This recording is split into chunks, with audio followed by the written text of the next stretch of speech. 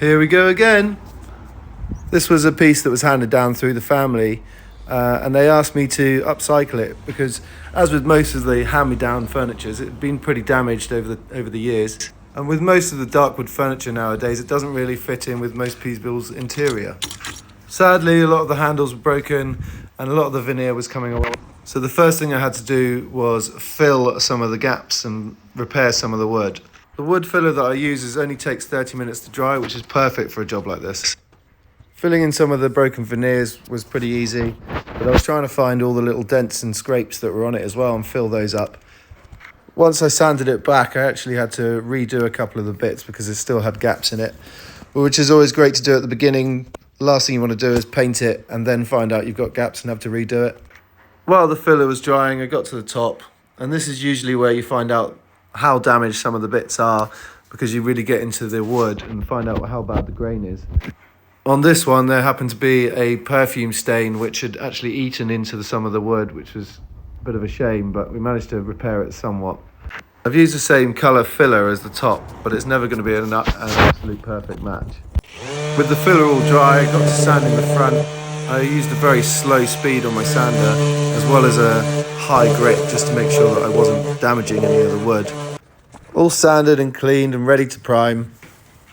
I don't always prime my bits of wood if they've been treated before, but this one definitely needed a prime. They already knew what colour paint they wanted to use, so they went out and got it pre-mixed for me. So when I turned up, it was all ready to go.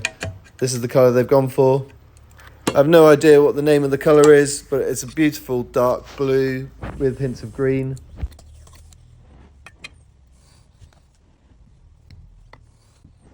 Once the primer was dry, I was on with the painting. This is really good quality paint, so I was only expecting to have to do 2 coats of it. But if it needed a third, I was prepared to do so. While the first coat was drying, I stained the top with an antique wood stain. The only bit that didn't quite come out nicely was the bit that I'd filled on top, but I was expecting that. I found these really pretty antique brass handles on Facebook Marketplace for about a tenner, but we had a change of heart with the top handles, so I got back to work again, and it meant redoing the holes and then repainting it. When you're doing the holes, you've got to make sure that you leave the filler slightly above the hole so that when you're sanding it flat, rather than if you try and make it as flat as possible when it's wet, it does sink a little bit into the hole while it's drying. So once it was dry, I sanded it back down again and obviously had to scratch the surface of the rest of the paint to make sure I could paint over it. I also measured and drilled the new holes for the new handles, just to make sure that it was a nice clean finish by the time I painted over the top. Once it was a clean surface, back on with the paint, which took another 2 coats, but once they were done, they looked really good. This is the end product. Let me know what you think. They were really happy with it. If you like what you see and you want to see more of the same, make sure you subscribe. Thanks for watching.